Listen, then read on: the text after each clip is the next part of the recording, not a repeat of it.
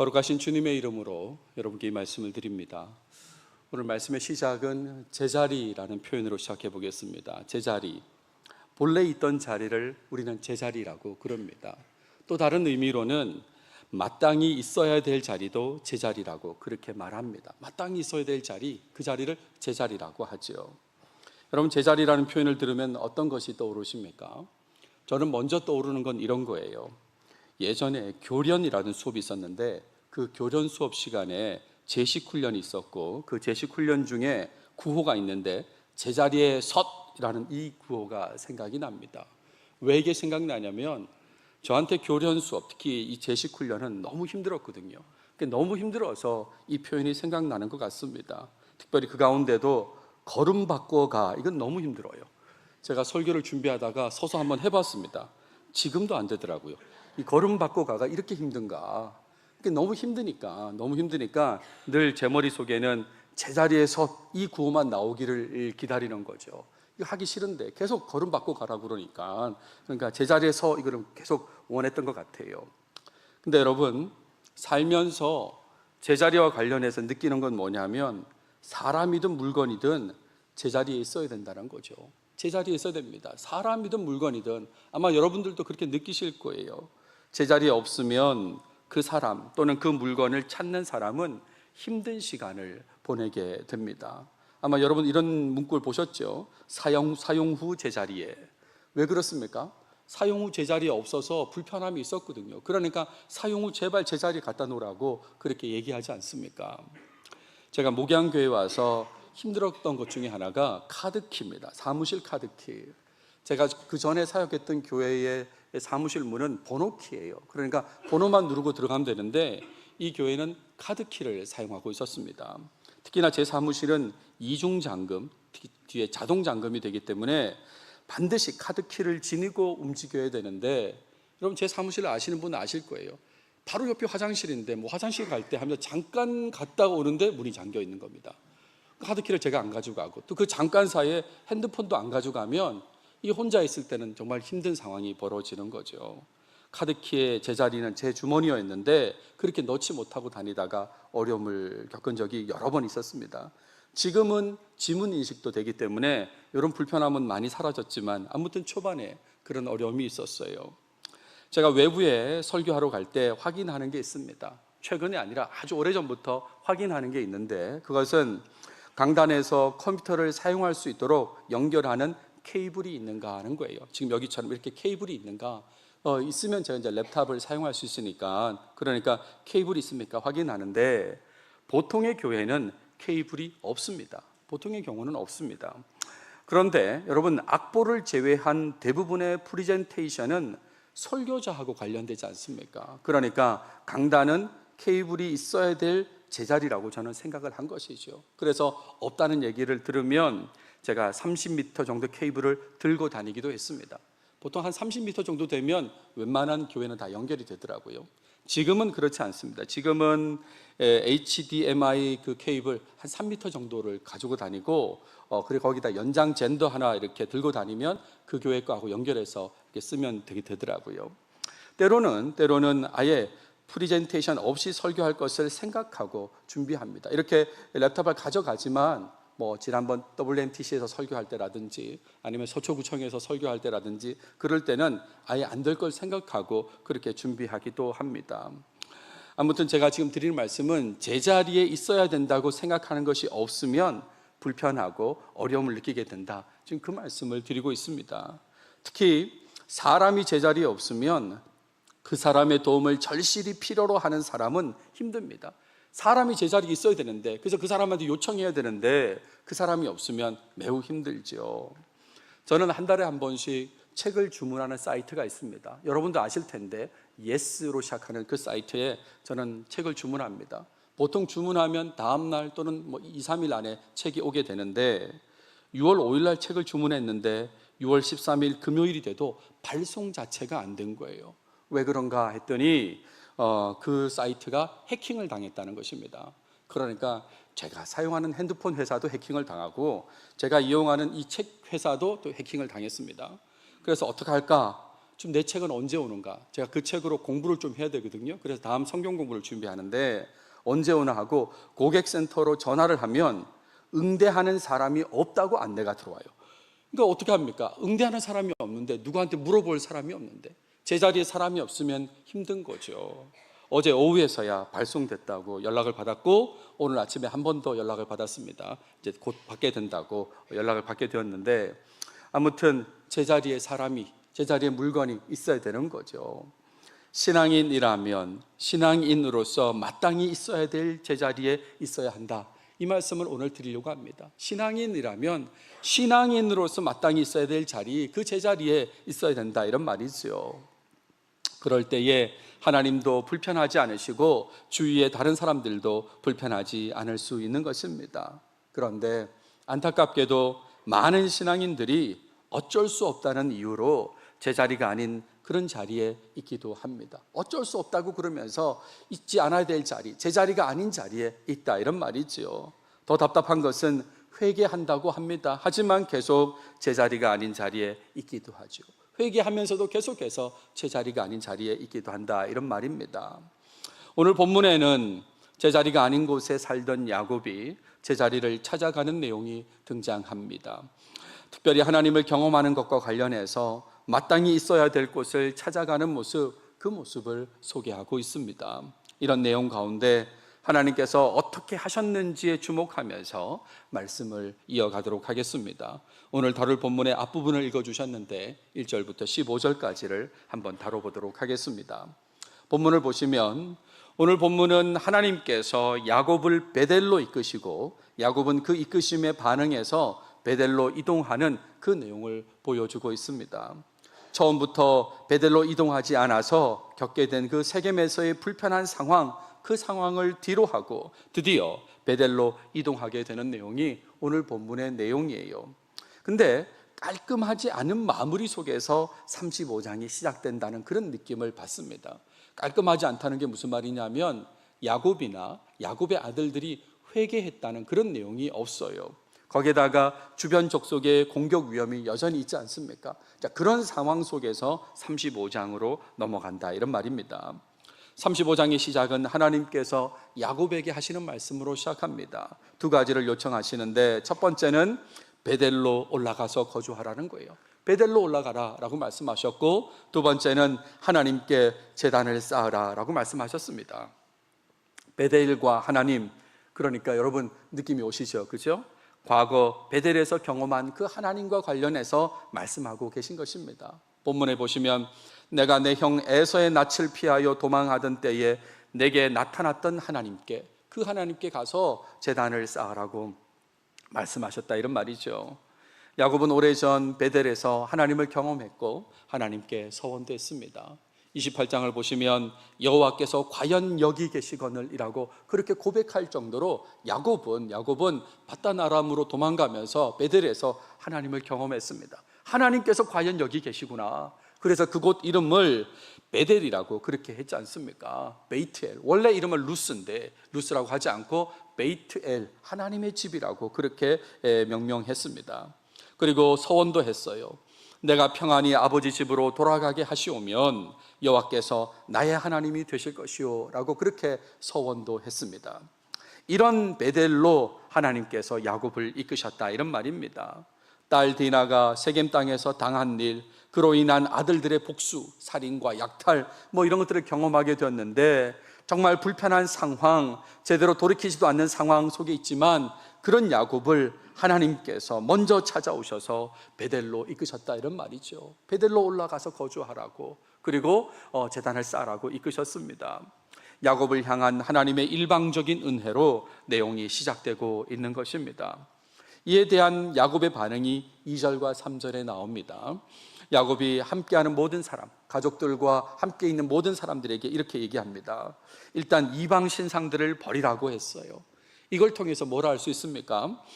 세겜에 살면서 이런 모습도 있었다는 거죠. 단순히 하나님 말씀에 제대로 순종해서 베델로 가지 않았던 게 아니라 세겜으로 가서 살면서 이방 신상들도 가지고 있었다는 걸 알 수 있죠. 그래서 이방 신상들을 버리라고 먼저 요청합니다. 두 번째는 스스로를 정결하게 하라라고 했어요. 특별히 의복을 바꾸어 입는 것을 포함하고 있습니다. 그러니까 전체적으로 보면 내적인 정결, 외적인 정결을 갖춰야 된다는 거죠. 우상을 버리면서 내적인 정결을 갖추고, 그리고 또 의복을 바꾸어 입으면서 외적인 정결도 갖춰야 된다, 그렇게 얘기한 것입니다. 그런 다음에 베델로 올라가자라고 했습니다. 거기서 제단을 쌓을 것이다 라고 했어요. 본문에 보시면 우리가 일어나 베델로 올라가자, 내 환난 날에 내게 응답하시며 내가 가는 길에서 나와 함께 하신 하나님께 내가 거기서 제단을 쌓으려 하노라 라고 그랬습니다. 근데 여러분, 여기서 베델로 올라가자라고 얘기하잖아요. 올라가자. 제가 몇 주 전에 이 부분에 대한 지도를 보여드렸는데 기억나십니까? 세겜이 여기 있고요, 베델이 여기 있습니다. 그러니까 세겜에서 베델로 가는 건 사실은 내려가는 거죠. 한 50km 정도 되는데 내려가야 된다고 해야 되는데 왜 올라가자라고 했을까라고 하면, 일단 지리적으로 설명하면 세겜의 해발 고도는 약 590m 정도고요, 베델의 해발 고도는 약 895m니까 이 지형적으로는 올라가는 게 맞는 거죠. 북쪽에서 남쪽으로 내려가는 것 같지만 지형적으로는 올라가는 게 맞고, 특별히 이런 지형적인 의미보다는 종교적인 의미를 부여한 것이죠. 어느 곳에 있든지 예루살렘으로 간다는 것은 올라간다는 표현을 쓰는 것처럼 지금 그런 의미로 베델로 올라가자, 하나님을 만나자, 하나님께 제단을 쌓으러 가자, 그런 뜻으로 올라가자라고 한 것입니다. 자, 그랬을 때에 4절부터 5절 상반절까지 야곱 집안 사람들의 반응이 나오는데, 모든 이방 신상들을 야곱에게 전달합니다. 귀에 있는 귀고리들도 전달했다라고 했어요. 본문 보세요. 그들이 자기 손에 있는 모든 이방 신상들과 자기 귀에 있는 귀고리들을 야곱에게 주는지라. 신상들은 준 건 아실 텐데 왜 귀고리는 왜 줬을까? 귀고리도 신상일까 하면 이 자체가 이방 신상은 아닐 것입니다. 다만 이방 신상으로 바뀔 수 있는 재료인 거죠. 어떤 신상을 만들 때 귀고리를 떼서 이렇게 신상의 재료로 사용할 수 있거든요. 그러니까 그 재료까지도 다 버리겠다는 그런 뜻으로 귀고리도 야곱에게 주었습니다. 그랬을 때에 야곱이 그것들을 상수리 나무 아래에 묻었다라고 했습니다. 우상 숭배를 완전히 청산한다는 그런 의미로 묻었다, 이런 말이죠. 그리고 야곱의 사람들이 베델로 향해 떠났다라고 했습니다. 앞서 우리 내용을 참고하면 아마 의복도 바꾸어 입었을 것입니다. 그런 상태로 이제 베델로 떠나게 된 것이죠. 그러니까 34장과 이 내용을 비교해 보면 회개가 없던 모습이었습니다. 돌이키지 않는 모습이었는데 이제는 회개하는 모습으로, 완전히 바뀐 모습으로 내적으로 외적으로 정결케 한 다음에 하나님을 지금 향해서 베델로 향해서 갔다, 이런 말이죠. 그랬을 때에 5절 하반절에 하나님의 도우심의 내용이 나옵니다. 하나님께서 주변 족속들이 야곱 일행을 공격하지 못하도록 만드셨다, 이런 말이에요.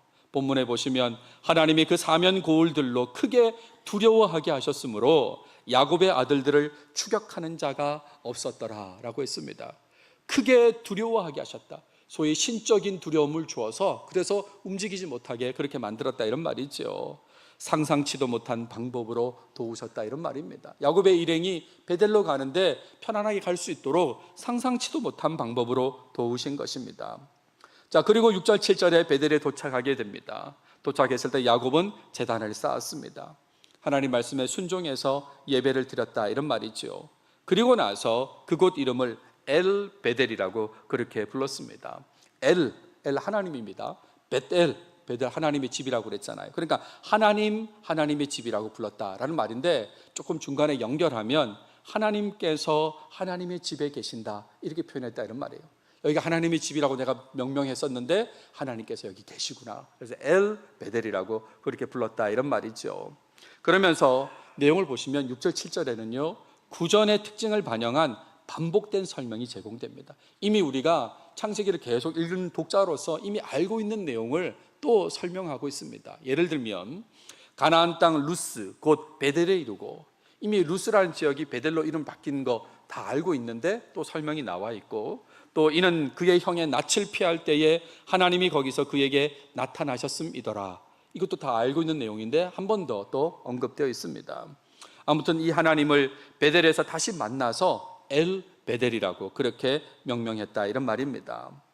그리고 나서 8절은 좀 뜬금없이 리브가의 유모 이야기를 하고 있습니다. 이 유모의 이름이 드보라인데 드보라가 사망한 그 이야기입니다. 바단 아람에서 리브가를 따라온 여성일 걸로 생각이 되고, 또 리브가가 죽은 이후에도 야곱과 함께 하면서 베델에도 거주한 것으로 그렇게 추정이 됩니다. 근데 이 리브가의 유모인 드보라가 사망했을 때 베델 아래쪽에 있는 그 지역의 상수리 나무 밑에 장사했다고 그랬어요. 그리고 그 나무를 알론 바굿이라고 불렀다라고 그랬습니다. 알론이라는 말은 상수리 나무고, 바굿이라는 말이 이제 울다라는 말이거든요. 그러니까 우는 상수리 나무, 곡하는 상수리 나무, 그런 이름으로 불렀다는 거예요. 근데 왜 갑자기 이 내용을 얘기할까? 지금 야곱 가족들이 베델로 올라가서 제단을 쌓고 예배하는 그 장면에서 왜 이 얘기를 할까 했을 때, 그것은 드보라의 장래에 관심을 둘 정도로 변화되었다는 그 얘기를 하는 것입니다. 34장의 모습 속에서는 상상도 못할 일이지만, 하지만 이렇게 바뀌었다는 거죠. 돌이켜서 정결하게 되고 하나님께 나아간 모습의 야곱은 이 리브가의 유모의 사망에 대해서도 이렇게 알론 바굿이라고 부르면서 장례를 치를 정도로 변화된 모습이다. 그 얘기를 이 8절 한 구절로 알려주고 있는 것입니다. 그리고 나서 9절부터 13절까지는 하나님의 말씀이 나타나는데, 이미 언급된 내용을 반복하고 확증하시는 말씀이에요. 하나님께서 나타나셔서 말씀해 주시는데 그 말씀이 처음 듣는 말이 아니라 이미 하셨던 말씀을 반복하고 확증하시는 말씀이에요. 본문에 보시면 하나님이 다시 야곱에게 나타나서 그에게 복을 주시면서 말씀하신 거예요. 세 가지로 말씀하시는데, 첫 번째는 이름을 이스라엘이라고 할 것이라 그랬습니다. 여러분 이 내용 아시죠? 그죠? 야복강가에서 하나님을 브니엘이라고 불렀던 그 장면에서 네 이름을 이제 이스라엘이라고 할 것이라고 했는데, 다시 이 장면에서 너의 이름을 이스라엘이라고 하라고 그렇게 말씀해 주셨습니다. 두 번째는 자손에 대한 약속을 주셨어요. 이 약속도 여러 번 있었습니다. 본문에 보시면 생육하며 번성하라, 한 백성과 백성들의 총회가 내게서 나오고 왕들이 내 허리에서 나오리라 라는 말씀을 덧붙이세요. 거기에다가 땅에 대한 약속도 주십니다. 내가 아브라함과 이삭에게 준 땅을 내게 주고 내가 내 후손에게도 그 땅을 주리라 라고 했죠. 그러니까 이렇게 반복되어서 약속의 말씀을 주셨습니다. 이 언약의 약속의 말씀을 반복하고, 그리고 후손에 대한 축복의 말씀도 덧붙이셨다, 이런 말이죠. 그리고 나서 마지막 14절 15절에는 이 하나님의 말씀에 대한 야곱의 반응이 나옵니다. 돌기둥을 다시 세웁니다. 돌기둥 위에 전제물과 기름을 부었다 그랬어요. 전제라고 하는 것은 포도주를 붓고 또 기름을 부었습니다. 헌신을 표현하고 또 영광을 돌리는 그런 모습이라고 할 수 있겠습니다. 그러면서 하나님께서 말씀하시던 곳의 이름을 베델이라고 또 부른 거죠. 베이트엘, 하나님의 집이라고. 왜 그렇습니까? 하나님의 말씀을 들었지 않습니까? 하나님이 그 다시 반복된 확증된 말씀을 들었잖아요. 하나님을 경험하니까 진짜 하나님의 집이라고, 그렇게 다시 또 베델이라고 불렀다, 이런 말입니다. 하나님을 경험한 것을 이렇게 표현한 것이에요. 여기까지가 오늘 본문의 내용입니다. 오늘 본문은 야곱이 베델로 다시 돌아가서 하나님 앞에서 예배를 드리는 내용을 보여주고 있습니다. 예배를 드리면서 하나님 말씀을 듣게 되고 또 하나님 앞에 다시 헌신을 나타내는 그런 내용이지 않습니까? 그리고 앞서서 세겜에서 출발할 단계에서는 내적으로, 외적으로 정결함을 갖추는 모습도 보였다라고 할 수 있습니다. 그러니까 정말 이 모습은 34장의 모습, 딸이 성폭행을 당하고 아들이 살인과 약탈을 저지르는 그 모습과는 너무나 대조적인 모습이다라고 그렇게 할 수 있는 거죠. 자, 여기서 질문이 발생하는 겁니다. 야곱은 어떻게 베델로 다시 돌아갈 수 있었을까? 어떻게 이렇게 대조적인 모습을 보이면서 정결하게 되고 다시 하나님께 나아가 예배하고 하나님을 경험할 수 있었을까? 어떻게 다시 베델로 다시 돌아갈 수 있었을까? 그 이유는 하나님께서 야곱을 이끄셨기 때문이다라고 그렇게 말씀드릴 수 있습니다. 하나님께서 야곱을 이끄셨기 때문에요. 하나님께서 먼저 이끄시는 말씀을 해주지 않으셨으면 야곱의 우울한 상황은 지속되었을 것입니다. 여러분 아시잖아요. 34장 끝까지 회개의 내용이 없어요. 그러니까 그 상태로 그냥 지속되고 쇠퇴되었을 텐데, 하나님께서 먼저 말씀해 주셨기 때문에, 이끌어 주셨기 때문에 야곱은 베델로 다시 갈 수 있었다, 이런 말입니다. 게다가 이끌어 주시기만 한 게 아니라 도와주셨기 때문에 야곱은 베델로 갈 수 있었습니다. 주변 족속들에게 신적인 두려움을 느끼게 만드셔서 어려움을 제거하지 않으셨습니까? 그러니까 그것 때문에, 이렇게 도우셨기 때문에 야곱은 베델로 갈 수 있었다, 이런 말입니다. 이런 하나님의 이끄심과 도우심에 대해 야곱이 바르게 순종했을 때에 야곱은 다시 하나님을 경험하게 되었습니다.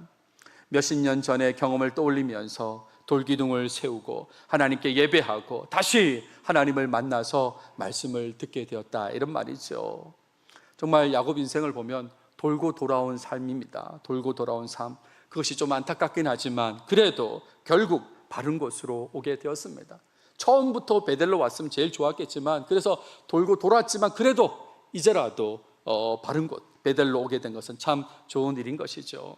이 모든 것이 하나님의 은혜와 사랑이라는 것을 알아야 되는 것입니다.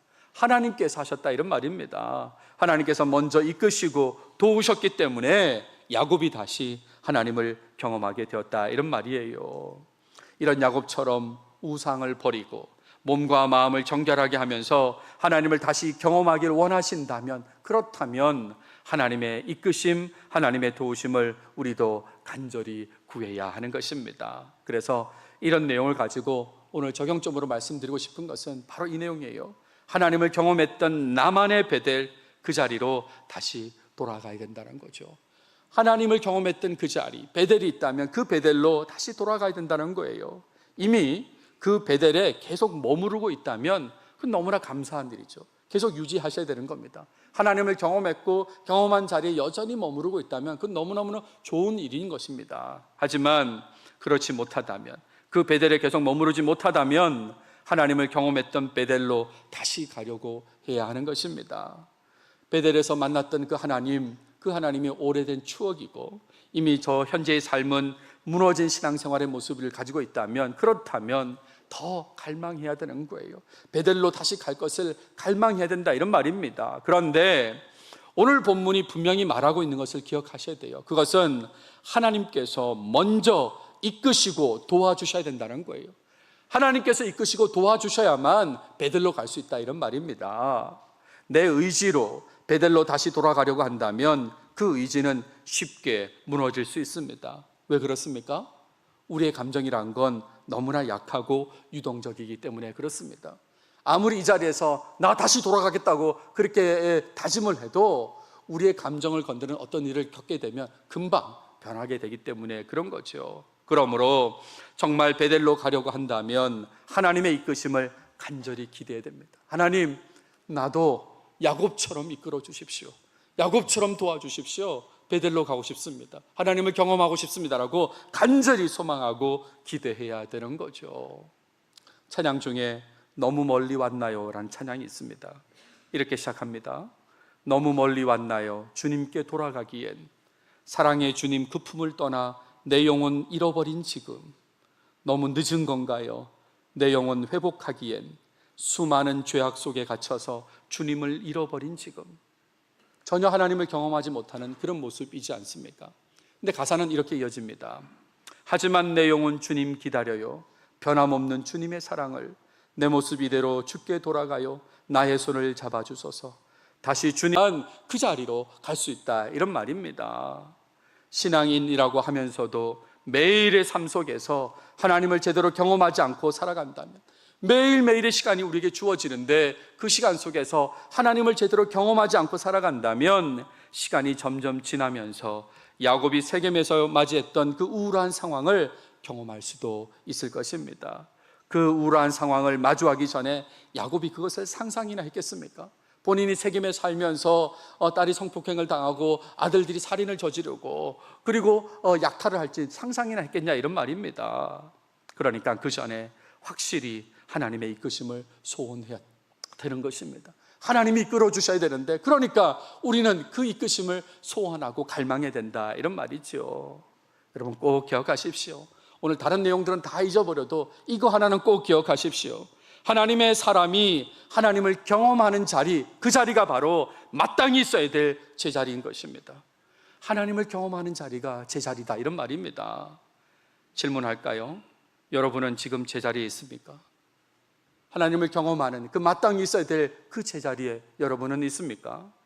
하나님의 이끄심 속에서 하나님을 제대로 경험하면서 하나님의 약속의 말씀에 감사하고 하나님께 헌신을 표현하면서 살고 있는지 묻고 있는 것입니다. 정말 여러분은 제자리에 있습니까? 창세기 3장에 따르면 선악과를 먹은 아담이 하나님의 얼굴을 피해서 동산나무 사이에 숨은 그런 내용이 나옵니다. 이런 아담에 대해서 하나님께서는 아담을 찾으십니다. 뭐라고 하시면서 찾으십니까? 네가 어디 있느냐? 여호와 하나님이 아담을 부르시며 그에게 이르시되 내가 어디 있느냐라고 그렇게 찾으시죠. 불순종하고서 제자리에 있지 않은 그 아담을 하나님께서 친히 찾으셨다, 이런 말입니다. 하나님께서 찾으신다는 것은 너무나 복된 일입니다. 하나님이 찾으신다는 건 너무나 복된 일이에요. 만약에 하나님께서 찾지 않으시고 내버려 두신다면, 그렇다면 그게 얼마나 불행한 삶이겠습니까? 불행한 모습 속에 살지 않기 위해 항상 하나님의 이끄심을 기대하고 소망하며 살아야 되는 것입니다. 하나님이 이끌어 주셔야만 복된 삶이니까 그 이끄심을 늘 소망하고 기대해야 되는 것이죠. 그래서 늘 하나님을 경험하는 그 제자리 베델에 있으시는 여러분들이 되시면 좋겠습니다.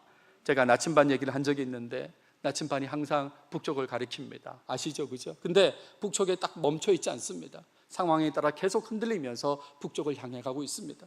조금이라도 하나님을 경험하는 자리에서 멀어지면 다시 그곳으로 가려고 하나님의 이끄심을 구하면서 그 자리로 가려고 해야 된다, 이런 말이죠. 혹시 지금까지 한 번도 하나님을 제대로 경험하지 못한 사람이 혹시 있으십니까? 나는 지금 한 번도 사실은 경험한 적이 없습니다. 베델로 갈 수가 없습니다. 그 베델 자체가 없습니다. 혹시 그런 분이 있으실지 모르겠습니다. 그렇다면 이번 기회에 나만의 제자리, 나만의 베델을 가지기 위해서 더욱 하나님의 이끄심을, 하나님의 도우심을 간절히 구하시길 바랍니다. 이 기회에 간절히 구하시길 바란다, 이런 말이에요. 하나님을 경험하는 것은 하나님의 이끄심 속에서만 가능하기 때문에 구해야 된다, 이런 말이에요. 그냥 한두 번 구하는 게 아닙니다. 지속적으로 간구해야 되는 거죠. 지난주에 세상의 뉴스 중에 가장 큰 뉴스는 제 생각에는 이스라엘이 이란을 공격한 것이다 라고 생각합니다. 6월 13일 금요일 새벽인데 그때 이스라엘이 이란을 공격할 때 그때 작전명이 있습니다. 작전명. 밀리터리 오퍼레이션이 뭐냐라고 했더니 처음엔 뉴스에서 사자의 나라라고, 네이션 오브 라이언즈라고 그렇게 소개를 한 거예요. 이 작전명으로 시작했다. 근데 얼마 있다가 작전명이 일어서는 사자라는 거예요. 라이징 라이언이라는 거예요. 도대체 작전명이 뭐야?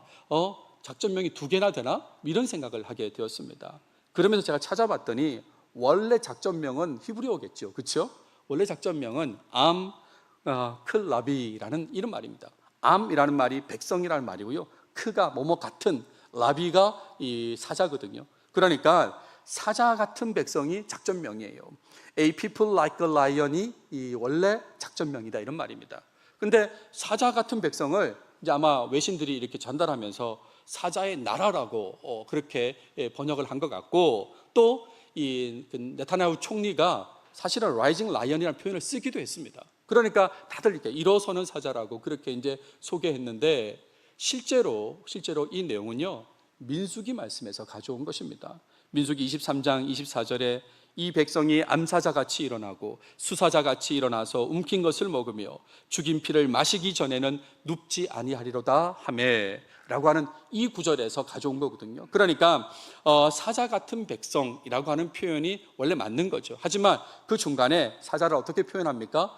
일어서는 사자라고, 일어난다고 그렇게 표현하지 않습니까? 그래서 아마 라이징 라이언이라고도 그렇게 표현한 것 같습니다. 제가 지금 무슨 얘기 하려고 그러냐면 이게 이제 말씀을 통한 그 작전명이라고 그랬지 않습니까? 근데 하나님의 말씀을 인용해서 군사 작전명을 만드는 나라이지만, 그렇지만 정말 하나님을 경험하고 있을까? 이런 생각을 해봤어요. 말씀, 토라, 민수기의 말씀으로 작전명을 정하고 군사행동을 했지만 정말 그 나라 백성들은 하나님을 경험하고 있을까? 특히나 인용된 이 민수기 말씀이 어떤 겁니까? 발람이라는 사람이 발락의 부탁을 받고 지금 이스라엘을 저주해야 돼요. 근데 이스라엘을 저주하고 싶어도 저주할 수 없어요. 오히려 축복했던 내용 중에 하나가 바로 오늘 본문의 내용이거든요. 그러니까 누가 봐도 하나님을 경험한 발람의 입에서 나온 축복의 내용이 이 내용인데, 그런데 이 내용의 한 구절을 작전명으로 사용한 그 나라 사람들은 정말 하나님을 경험하고 있을까? 이런 생각을 해보았습니다. 정말 안타깝게도 제대로 하나님을 경험하며 살아가는 사람이 매우 적은 시대를 살아가고 있는 것이 아닌가.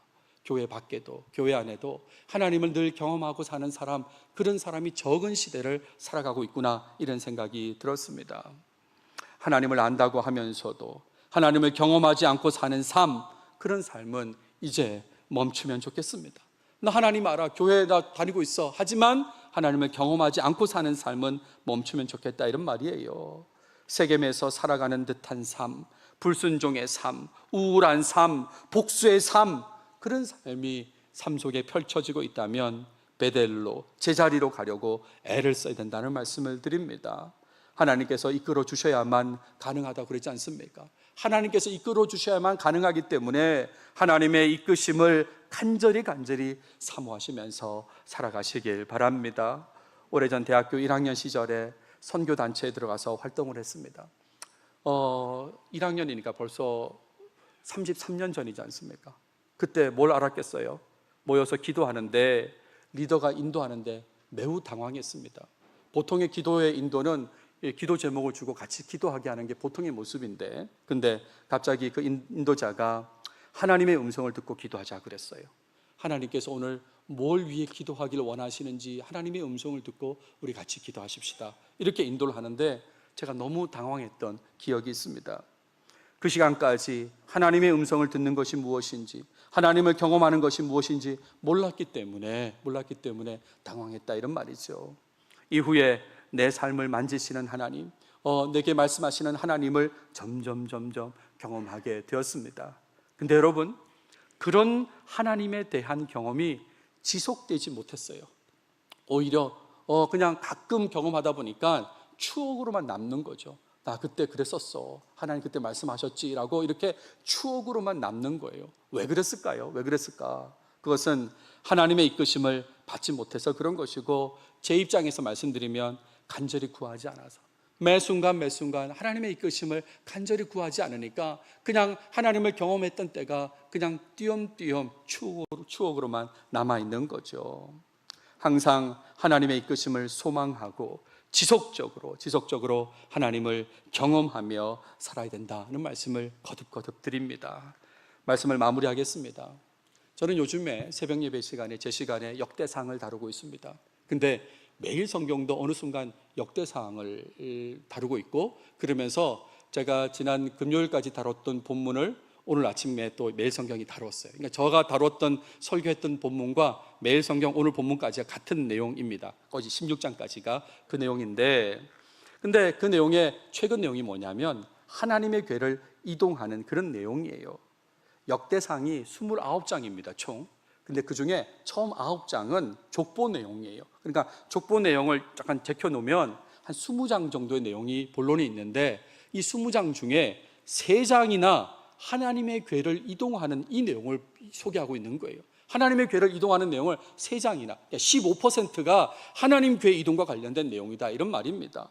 왜 이렇게 많이 썼을까? 이 부분에 대해서 생각하면 하나님 백성의 삶에 하나님의 임재가 중요하기 때문에 그런 거죠. 역대기의 목적이 하나님의 백성으로서의 정체성을 강조하는 거라고 그랬는데, 하나님의 백성으로서의 정체성을 강조하기 위해서는 하나님의 임재가 중요한 거거든요. 그러니까 그 중요한 하나님의 임재를 상징하는 하나님의 궤와 관련된 내용은 매우 중요하게 다루어지는 것입니다. 하나님의 이끄심을 간절히 구하시면서 지속적으로 하나님의 임재를 경험해서 영성이 있는 신앙생활하는 여러분 모두가 다 되시길 바랍니다. 그래야만 성령 안에서 선교를 위해 다시 뛸 수도 있습니다. 여러분 올해 목표 아시죠? 그죠? 성령 안에서 선교를 위해 다시 뛰자고. 그게 무슨 말입니까? 하나님을 경험하자, 이런 말입니다. 성령이 너에게 임하시면 너희가 권능을 받고 예루살렘과 온 유대와 사마리아와 땅끝까지 이르러 내 증인이 될 것이라 그랬지 않습니까? 그러니까 하나님을 꼭 경험해서 선교에도 힘쓰시면 좋겠습니다. 부디 하나님의 이끄심 속에서 나만의 베델, 그 제자리로 꼭 다시 돌아가서 항상 하나님을 충분히 경험하고 살아가는 여러분 모두가 다 되시길 바랍니다. 기도하겠습니다. 하나님 감사합니다.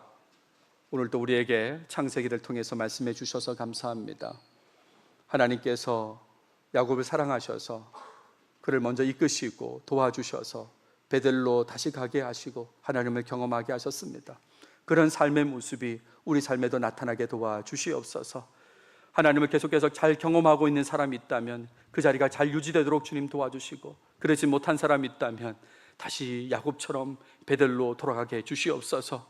주님이 이끌어 주셔야만 가능하기에 주님을 간절히 바라고 소망할 때 주님 그 소원을 들어주셔서 제자리로, 하나님을 경험한 그 베델로 꼭 돌아가서 하나님 안에서 살아가는 우리 모든 교인들이 꼭 되게 해 주시옵소서. 이 모든 말씀 예수님의 이름으로 기도드렸습니다. 아멘.